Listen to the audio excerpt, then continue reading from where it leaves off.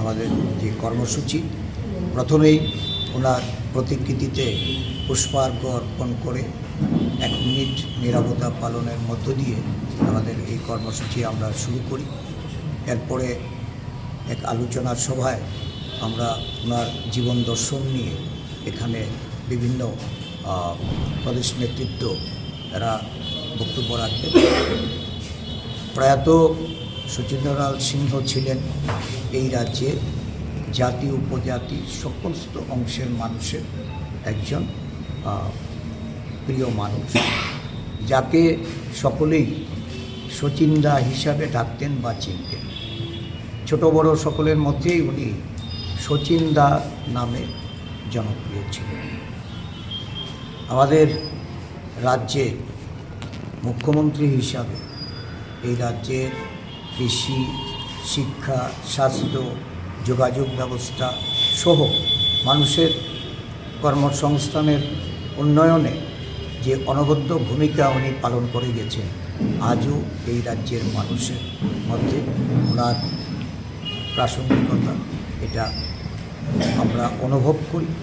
আমাদের উপলব্ধি যে বর্তমানে জাতি উপজাতির মধ্যে যে বিদ্বেষ তৈরির প্রচেষ্টা চলছে, ধর্মীয় উন্মাদনা, সাম্প্রদায়িক হাঙ্গামা, এগুলি রাজনৈতিক মুনাফা লুটার লক্ষ্যে একটা অশুভ শক্তি যে উন্মেষ, এটাকে যদি আমাদের প্রতিরোধ করতে হয়, মুছে ফেলতে হয়, তাহলে শচীনবাবুর যে আদর্শ, তার জীবন দর্শনকে সামনে রেখে আমাদের সংকল্প গ্রহণ করতে হবে। এই দিনে একটা কথা না বললে হয় না, আমাদের পার্শ্ববর্তী রাষ্ট্র বাংলাদেশের মুক্তিকামী শক্তি যখন সেখানে গণতন্ত্রের স্বাদ পেতে তারা যখন আন্দোলন শুরু করে, যার পেছনে অকৃত্রিম যে ভূমিকা, এই ভূমিকা পালন করেছেন আমাদের শচীন্দ্রলাল সিংহ মহাশয়।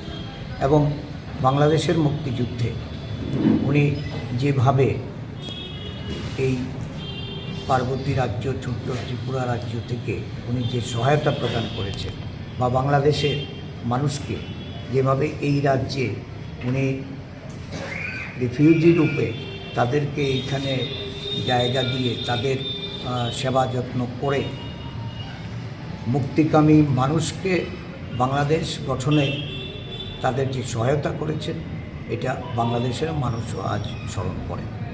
তো এই ধরনের ব্যক্তিত্ব, এটা আমাদের সকলের আমরা অনুসরণীয়। আমরা আগামী দিনগুলিতে ওনার এই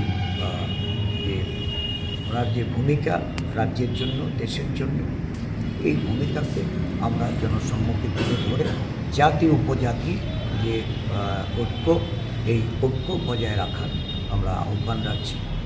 উনিই একমাত্র মুখ্যমন্ত্রী যিনি তার মুখ্যমন্ত্রিত্বকালে সর্বপ্রথম আদিবাসীদের তাদের প্রতিনিধিদের ডেকে কেন্দ্রীয় সরকারের খরচায় উনি প্রথম 1950 সালে বকাফাতে প্রতিনিধি সম্মেলন করে এই রাজ্যের আদিবাসীদের তাদের উন্নয়নের জন্য জমিয়াদের তাদের পুনর্বাসন দিয়ে তাদের ব্যাপক উন্নয়ন ঘটানোর জন্য পরিকল্পনা গ্রহণ করেছিলেন। এবং আদিবাসীদের তাদের ক্ষমতায়নের প্রশ্নে উনি লড়াই করেছিলেন। এই আদিবাসী জনগোষ্ঠীর মানুষ অত্যন্ত কাছের মানুষ হিসাবে শচীনবাবুকে তারা আজও স্মরণ করে।